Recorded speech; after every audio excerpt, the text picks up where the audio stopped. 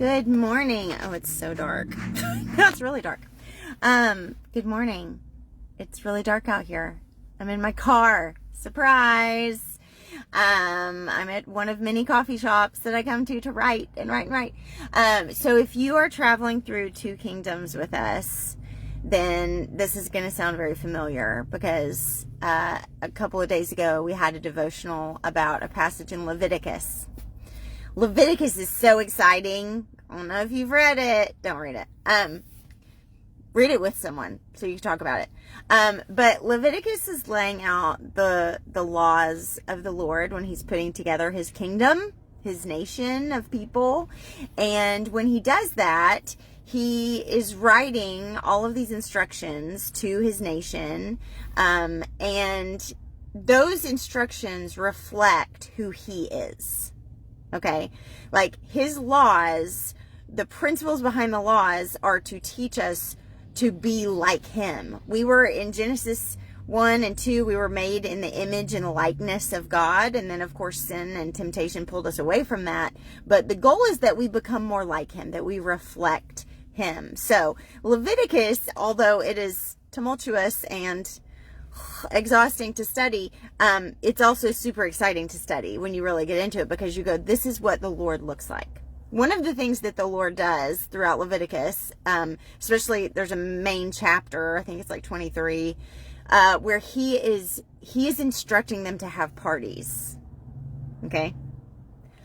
That you may not know this about God, that he is a God of parties. He loves a party. He loves a festival. He loves rest. He loves Sabbath. He loves for us to enjoy life. He loves that. So he mandates you will have parties, and it's very awesome. So also in that passage and a few chapters before in Leviticus 19, he instructs them, he gives them a law, which may be one of my favorite laws.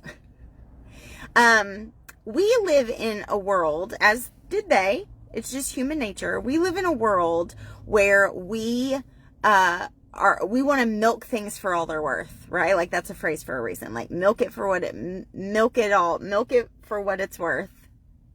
You know what I'm talking about. Like get everything out of it that you can, right? And honestly, it feeds greed. Like we want to get every penny. We want to get everything that we can get. So in Leviticus, the Lord gives a mandate that when they are harvesting every year, whenever they are, their grapes, their grain, whatever it is, when they're harvesting, he commands them to leave some. To leave, especially on the outskirts of their field or their vineyard. If you drop something by accident, don't pick it up. Just leave it there. Don't pick everything from the bush. Leave some on the bush, on the vine. Why? Because there may be, the word is a foreigner. It could be, the word is also a person not of that land, an immigrant, an alien. Some translations say like someone foreign outside of that nation that is there, or a poor person, someone that is without a home. They're walking by your vineyard. They're traveling, whatever it is, and they need something to eat. And there are some grapes. There's some grain. They can pick it and they can go and make a little loaf. Like, the Lord is saying to them, specifically, he says, for the poor and the foreigner around you, leave some to take care of them. He says, treat the foreigner, treat the immigrant, treat the poverty-stricken like they're one of your own. Treat them like they're one of your own. Treat them as you would your most beloved neighbor. I love that. That's a picture of who God is. He's like, I want to be the God that takes care of you.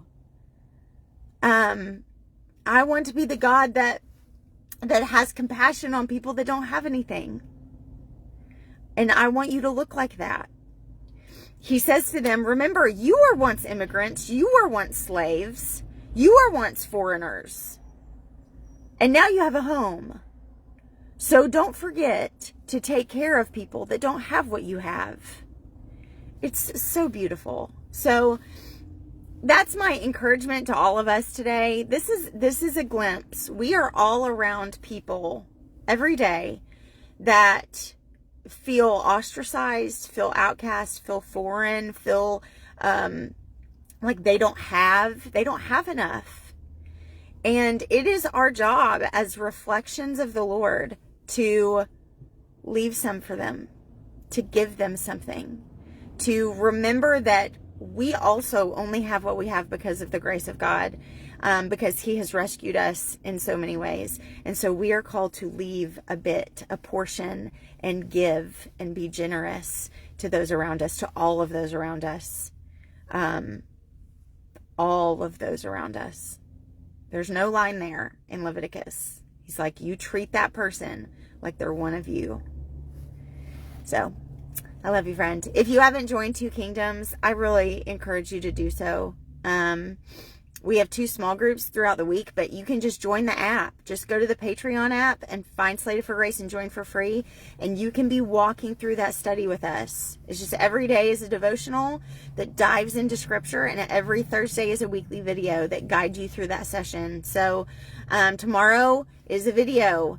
And so I encourage you to get on there. You can find everything at slatedforgrace.com. And I love you, friend.